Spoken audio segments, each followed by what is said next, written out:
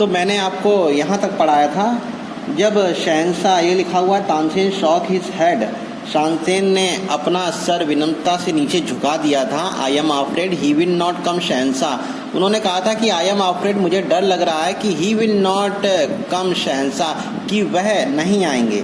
वाट, तो शहंशाह ने रिप्लाई में दिया था वाट, क्या, not even if he hears that the emperor himself request him, उन्होंने ये कहा था क्या वे तब भी नहीं आएंगे जब उन्हें ये पता चलेगा कि सम्राट ने स्वयं उनको रिक्वेस्ट किया, निवेदन किया है। अब इसकी आगे की लाइन्स पढ़ते हैं। नो नॉट इवन देन, तो इसका रिप्लाई तानसेन ने दिया नो, नहीं, नॉट इवन देन, वे तब भी नहीं आएंगे। This reply would have enraged any other emperor, तो इसका अर्थ है दिस रिप्लाई, यह उत्तर, वुड हैव इनरेज्ड, इनरेज का मतलब होता है क्रोधित कर सकता है, any other emperor, any other emperor का मतलब है किसी भी सम्राट को। जब उन्होंने कहा कि वो तब भी नहीं आएंगे जब उन्हें यह पता चलेगा कि एक सम्राट अकबर ने स्वयं निवेदन किया है, तो यह अगर किसी भी सम्राट को बोला जाए तो सम्राट, कोई भी सम्राट क्रोधित हो सकता है। परंतु अकबर हाउवर वाज डिफरेंट, परंतु अकबर इनमें से अलग थे, वो क्रोधित नहीं हुए। वेरी वेल उस्ताद जी सेड अकबर, तो अकबर ने जवाब दिया वेरी वेल, बहुत अच्छा उस्ताद जी, अपने उन्होंने तानसेन को कहा बहुत अच्छा उस्ताद ji. Smiling into Tansen half scare eyes, उन्होंने तानसेन के डरी हुई आंखों की ओर देखा और हंसे, तब उन्होंने रिप्लाई किया बहुत अच्छा उस्ताद जी।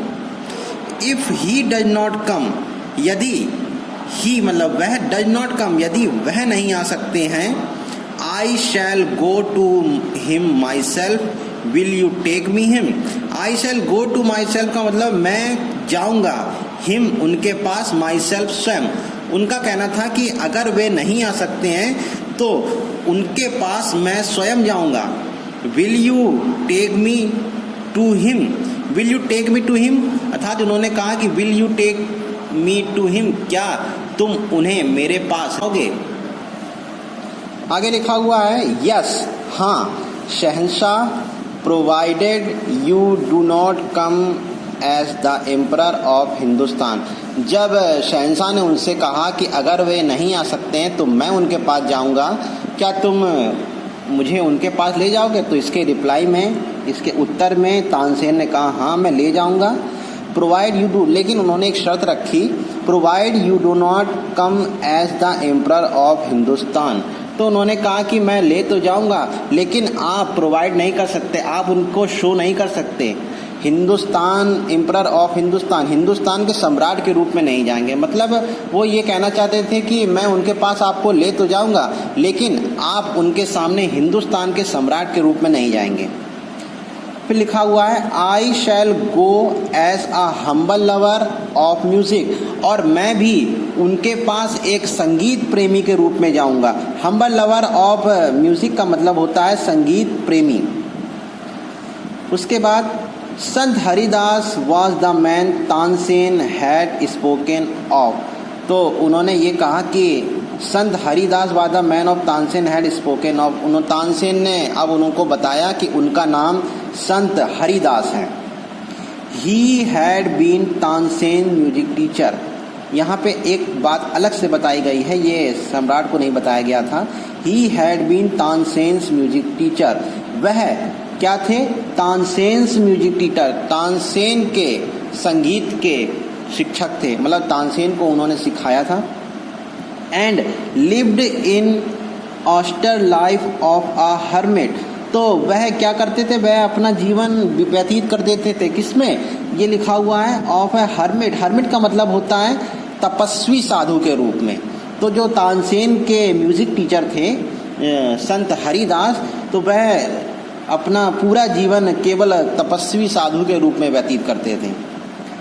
When Tansen and the emperor reached his हट, when तानसेन, जब तानसेन एंड एम्परर, जब तानसेन और सम्राट रीच्ड हिज हट, उनकी झोपड़ी में पहुँचे।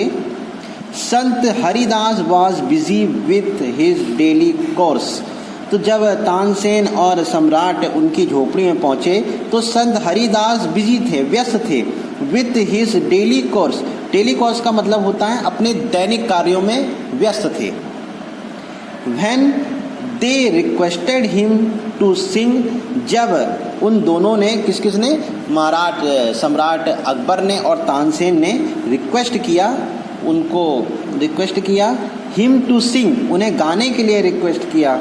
ही स्माइल्ड बट सेड फर्मली, वह मुस्कुराए लेकिन उन्होंने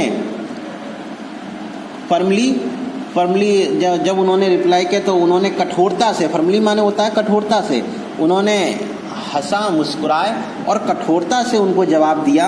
आई am long past the age of singing, मैंने बहुत लंबे समय से, लॉन्ग पास्ट का मतलब होता है लंबे समय से, फॉर सिंगिंग मैंने लंबे समय से गाना नहीं गाया, मैंने लंबे समय से गीत नहीं गाया।